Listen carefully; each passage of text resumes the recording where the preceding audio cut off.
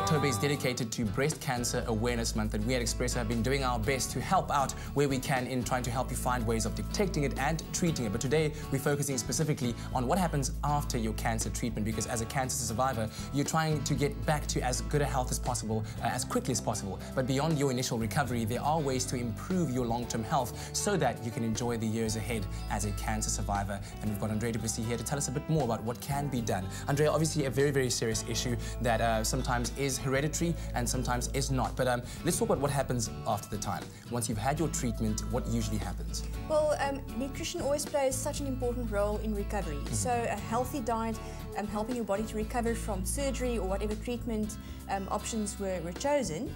But something that I'd like to highlight here is long-term survival.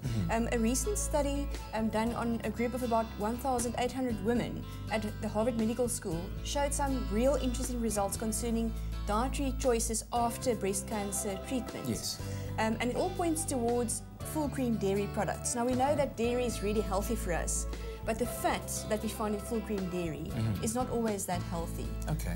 And it seems that a higher intake of full cream dairy products post breast cancer treatment is linked to a higher incidence of death due to breast cancer. Yes. So to minimize the risk of dying due to breast cancer, we have to look at low-fat dairy alternatives in the diet.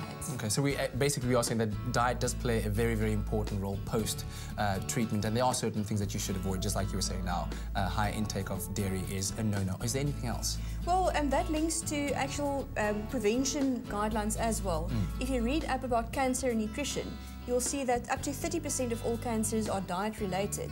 And if you look at the research they've done on breast cancer per se, so let's say there's a family history, there hasn't been an incidence of that particular person having breast cancer, but there's a family history, dietary recommendations would say try to eat as little animal fats as possible. Okay. So that would be fatty meats, but also full cream dairy.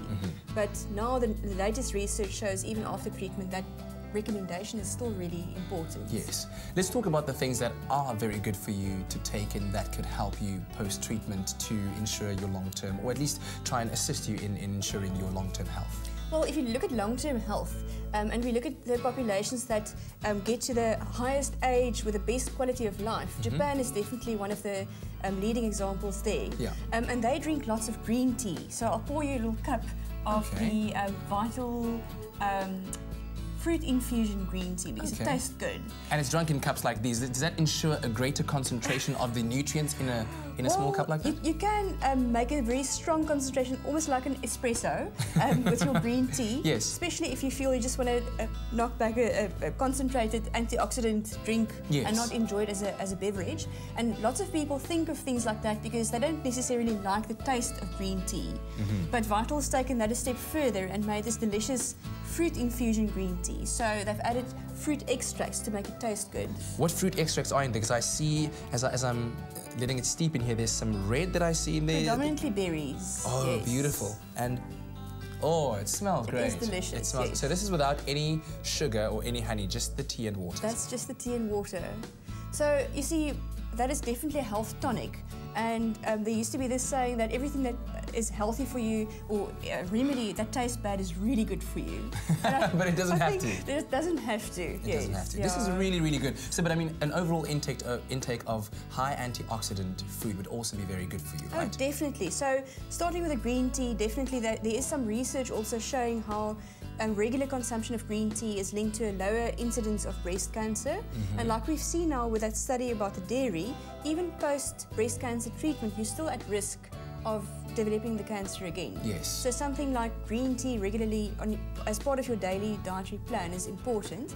But it's not only in green tea that we find antioxidants. I mean, they're found in fresh fruits and vegetables, berries, all those brightly coloured fruits and vegetables are packed with antioxidants. And of course, my favourite, rooibos tea. Yes, the rooibos tea. Almost forgot about that one. Thanks for the reminder. I lost a lot of that. Well, Andrea, thank you very much. I think some very, very valuable advice. And of course, if you have any further questions, you are welcome to ask them on Andrea's Facebook page, Andrea du Plessis, Vital Expert. Trust Vital for your family's health.